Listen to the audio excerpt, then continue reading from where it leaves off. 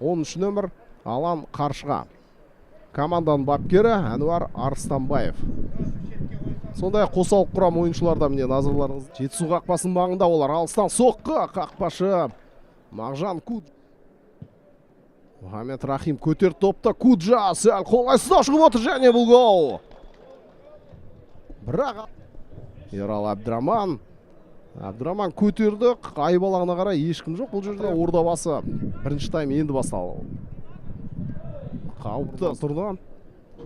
Мұхаммед Рахим бұл жолда бұрыштама берді. Қақпаға өте жақын көтеріп отыр. Жақсы көтер. Қайталап көреміз.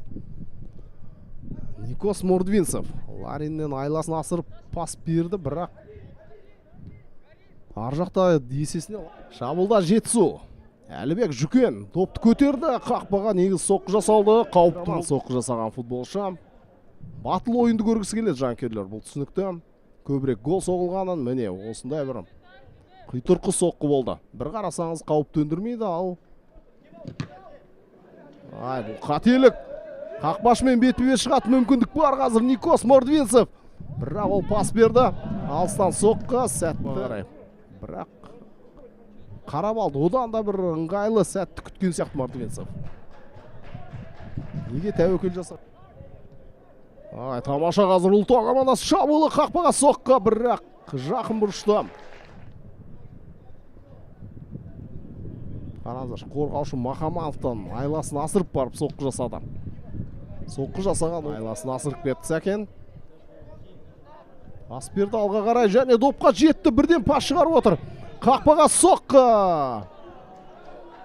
Жақын бір.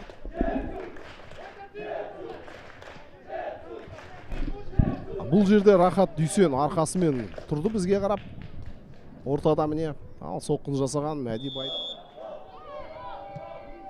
Алыстан соққы. Доп биік кетті.